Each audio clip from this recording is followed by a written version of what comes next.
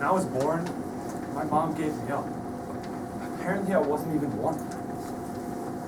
I was in and out of foster homes, and life was just a disaster. But then, I found football. I started when I was 5, and it just felt right. I was getting pretty good, and my local private school, they noticed. They liked me so much, they gave me a full ride. It must have been the best day of my life. You know, I got the starting job as a freshman. I was never gonna let that one go. Things were looking up, my life was falling into place. And then I realized my biggest fear. There was 2 minutes left in the fourth quarter against our rivals. We were down by a field goal, but I knew I could get us this touchdown. I was hot. I was on fire this game. And it happened. A safety blitzed me on my blind side, and he hit me hard. Next thing I knew, I'm on the ground, a bone sticking out of my leg, and I tore my ACL. It was all over.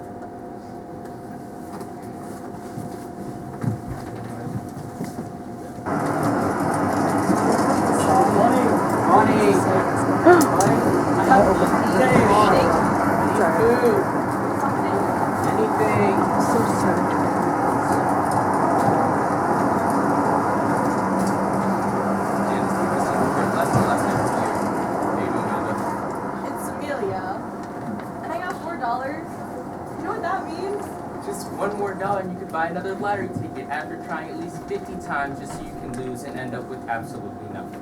For the record, it was 48, and I'm gonna win this time. Sure, Aaron. It's Amelia! Got any money? Sorry. Oh, you're one of us. Yeah, that's it. Come on, sit with us. You look tired. Clear for combat, Captain! That's Buck. He still thinks he's in the war. PTSD or something. He was a pretty big deal. Has a Medal of Honor. It's pretty impressive. Okay. Just impressive. But, like, in his mind, he's at war? Desert Storm, I think. Bogies, 10 o'clock! Winchester!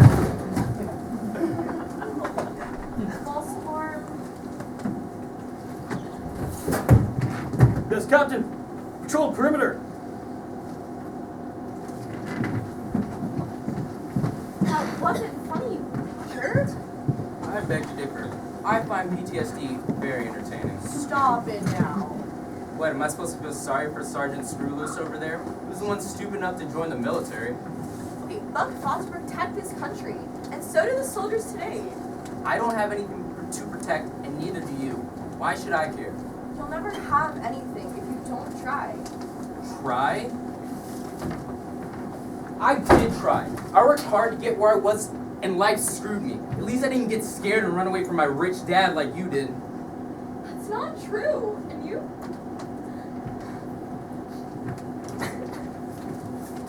Hey, are you okay? Fine. You really run away from your dad like that? My full name is Amelia Queen. Queen. As in Queen Incorporated? The multi-million-dollar company? Yeah, my dad owns it. The only problem is that when you're queen, a lot is expected of you. My dad would get really angry whenever I messed up, and he would hurt me. I was his own personal rag doll. Some pet that needed to be taught a lesson. He didn't care about my mom or me. All he cared about was keeping the queen image secret. I don't know how you feel. How? When I was bouncing from foster home to foster home with different parents every year, most of the parents didn't even care about us. They just wanted the money that we got them. One place was so bad, they put us in the fourth street. They only fed us slop. It's really brave running away.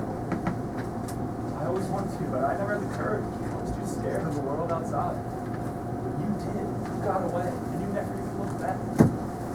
Yes, me. You look great in Winchester.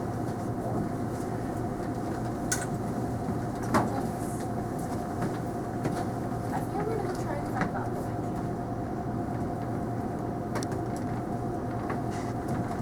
Oh, very touching story, lover boy. Shut up. What's the point of building her back up if she's just gonna get knocked right back down again?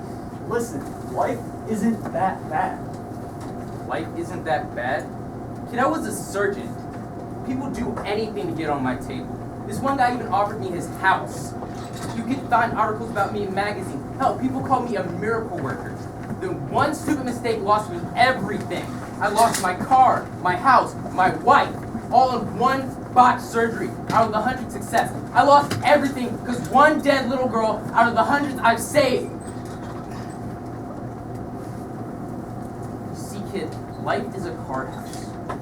Some people only have enough to make one, others two. But no matter if you have one house or 1,000, it's all gonna come crashing right down to the ground. No, I refuse to believe that.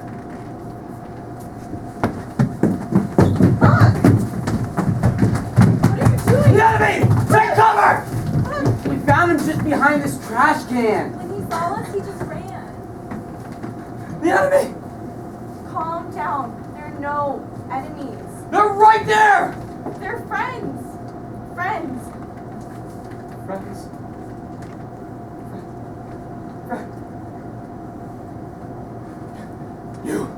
You traitor! What? No! Emilio! Emilio! Ron, get help!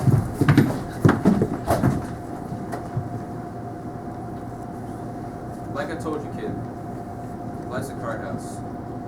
You can only hope it stays up long enough for you to die and only hurt your loved ones when it comes crashing down.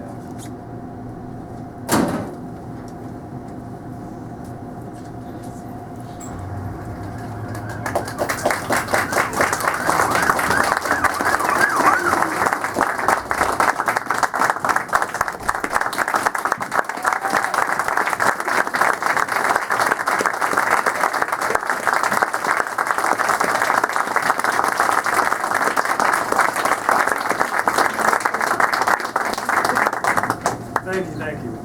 Part of this performance is we're going to ask the audience, anybody who wants to volunteer, a few questions, about homeless, about elements of the play.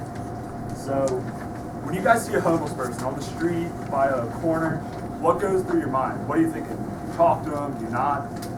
What do you guys do? Volunteers, you can raise your hand if you want. I don't want to put anybody on the spot, but I will call you. All right. I wonder whether to get money or not. Or stories about taken by alcohol. Is there like an alternative you can give, or maybe just take a leap of faith?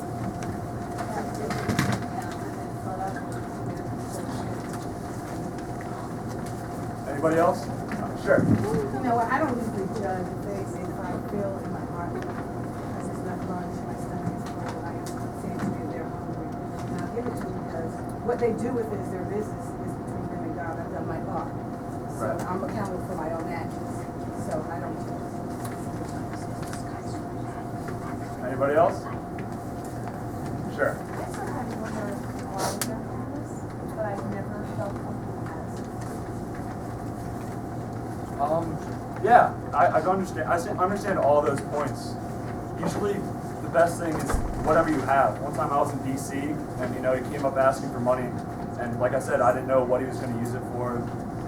But I had a blanket in my backpack, so anything that helps. DC gets cold at night.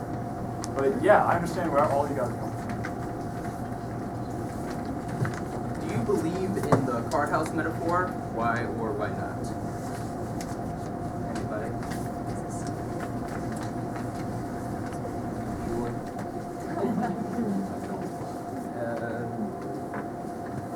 Yes. Not really, because the card house is only gonna fall if you cause Anyone else?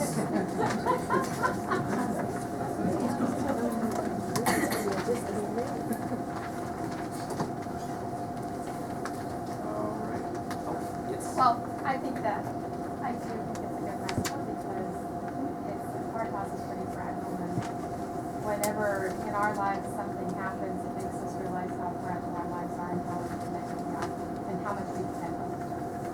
I think I get it.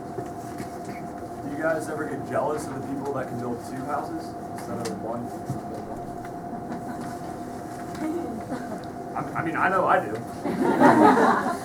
You gotta admit the truth. I think that the key is, I would certainly buy into the idea of the courthouse as a metaphor, but really for me, I would hope that my life is not looking at the person next to me and how many they're building, but looking at my own and saying, I don't know what tomorrow is. All I can do is add another card and trust that it's still gonna be there. You don't know what's gonna happen, and I want my card house to be with the strongest foundation that it can have and as high as it is gonna go. Leave it for the next person to come, right? Wait, so 1.37 million of the homeless people in the US are actually under 18 years old. So do you guys have any comments on why you think that might be and why this is such an important issue in the country today? How many? 1.37 million All minors. under 18. They're children. I mean, What percentage of the homeless population is that? 3%, 5%? In the US, that's It was close to statistic. It might be 18. outdated though. It might be outdated. I think that was from 2010. I believe. Are there any demographics saying that these are foster kids? Because I know the system doesn't, I think at 18 they kind of pretty much on their own. Yeah, you know, I mean, that's my character was, I turned 18 and I had to leave the foster home, so it happens. Did anybody have any thoughts on that? Why it would be a problem in the US, which we're one of, what, the 1% according to wealth? So what, how does that happen? Well, I think there are a lot of people that are homeless, unfortunately, due to mental illness. They're unable to cope with society for whatever reasons. And I'm not positive about this, but I believe there was a move back in the 1970s to de-institutionalize many people who were mentally ill. And whether that's a good thing or a bad thing, I think it has put an awful lot of people on the streets that possibly would be better off continue to receive medical care or under some supervision. I think if you were homeless and had no money, what would your outlook of life be?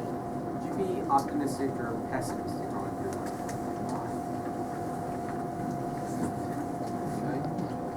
I think right now, with all the cold, I would be pretty pessimistic. It would be very cold. You know, frankly, it's very unlikely that someone who is optimistic, truly optimistic, or perennial optimistic would ever really be homeless for an extended period of time.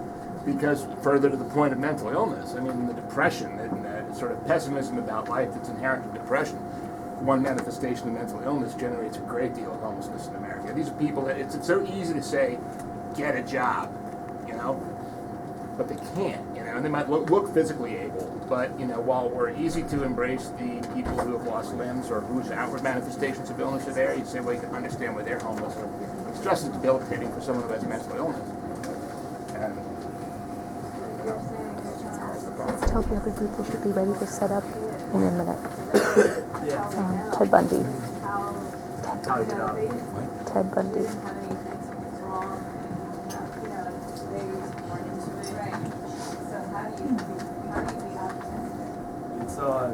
It's something you gotta learn. I agree, they all are optimistic because if they weren't, they wouldn't be out on the streets begging all the time. They would just give up. I hate to cut you guys off. These are all great points, but we have to move on. We'll leave it for intermission, right? So, lastly, if you were a juror in the case against Millie's murder, would you convict me? Maybe can we have a show of hands? Yeah. All in aye? Who would convict Bob? Yeah, all in He aye. is guilty. Put him in jail. Alright, so who would not convict him? Can we hear why? We don't have time for a look. Assault? What about the other side? Think you should be put in jail and why? I would be just the healthcare who needs, he needs some help. Yep, alright, thank you guys so much.